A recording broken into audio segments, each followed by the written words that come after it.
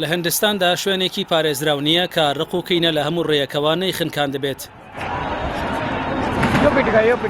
یەکێک لە دراوسێکانم سەر لە بەیانی ڕۆژی 18 تشرینی یەکەم ئاگاداری کردمەوە لە نامەی پاسەوانی ئەو تەلارەی کە تیایدا دەژیم کە ناوبراو پەسن و یادی بکوژی مەهاتما گاندی دەکات و جەماوەرهان دەدا چەک هەڵگرن بۆ پاراستنی بیرۆباوەڕ و سەروەری هندۆسی.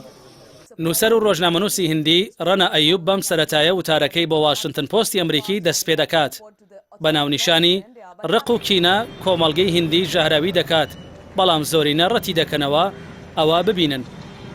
تیایدا تیشکی خستووەتە سەر گوتاری کینەگەری و هاندانی توند و تیژی و جیاوازی کە لایەنگەرانی حکوومەتی ئێستا برەوی پێدەدەن. پارتی بەهاراتیا جاناتای ڕاستڕەوی هندۆسی بەڕێوەی دەبات کە لایەنگەرانی تۆڕە کۆمەڵاتیەکان بەکاردەهێن و حکوومەتیش میدیای فەرمی خستووەتە بەردەستیان. ناوبراو ئاماژە بەوە دەکات کە ئەم جۆرە نامە کینەگەرانە و هاندان بۆ توند و تیژی بۆتە دیاردەیەکی جەماوەری و زۆرینێک بە بێشەرم لە ناونەتەوە پەرستانی هندۆسی و لایەنگەرانی سەرۆکوەزیرانی هیندی ناریندرا مۆدی ڕەمەکی ڕاسترەودا پشتیوانی دەکەن.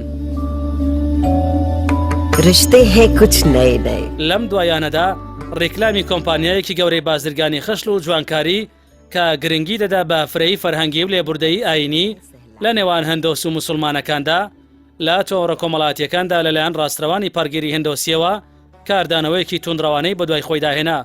ئەوەش کۆمپانیەکەی ناچار کرد ڕیکلامەکەی بکێشێتەوە چونکە فەرمانبەرانی کەوتبوونە بەر شەپۆلێکی توندڕەوی و هەڕەشەی جەستەیی و کوشتن.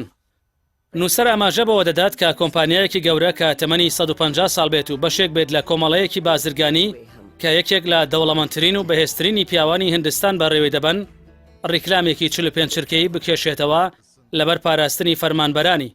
نمونەیەکی ئاشکرایە بۆ ئەو دۆخە ترسناکەی بەڕێبەرایەتی ناریندرا مۆدی هندستانی تێکەوتووە. ڕەنا ئەیوب دەڵێت هێرشی کینەگەرانە کە بەرپا دەکرێ و بە گشتاندنی فراوان گەورە دەکرێت لەلایەن لایەنگەرانی حکوومەت و گەورە بەرپرسانی گشت کەناڵە هەواڵیەکان چونکە کۆمپانیای ڕێکخراوی گەورەی خاوەندارایی زەبەلاح پەرەی پێدەدەن بە شێوەیەک زاڵە بەسەر تەوژمی ڕەمەکیدا.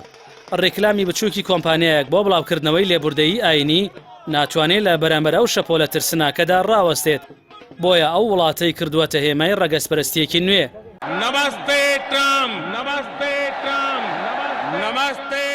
چاودێران بڕوایان وایە سەرکەوتنی تەوژمی ڕاستڕەوانەی ڕەمەکی لە ئەمریکا و قۆناغی ترامپ ڕێخۆشکەر بوو بەوە سەرخستنی هاوشێوەکانی لە ئەمریکای باشوور و ئەوروپا و ئاسیادا.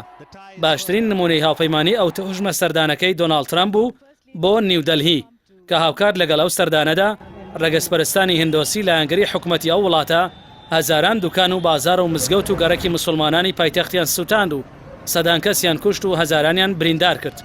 بەڵام ترامپ و مۆدی لە پراس کۆنفرانسەکەیاندا بە 1.6 ئاماژیان بەو تراژیدیایان نەکرد کە چاودێران ئەو بێدەنگیان بە پشتیوانی ئەمریکا بۆ ئەو کردەوە توندڕەویە لە قەڵەمدا بۆ ئەو گۆڕانکاریە کۆمەڵایەتیە ترسناکە و ئەو تاوانە گەورانەی کە لە هەرێمی کشمیری داگیرکراودا ڕوودەدەن کە بەپێی راپۆرتە جیهانیەکان هەموو بنەماکانی مافی مرۆڤ و یاسا نێودەوڵەتیەکانی تێدا پێشێل دەکرێت.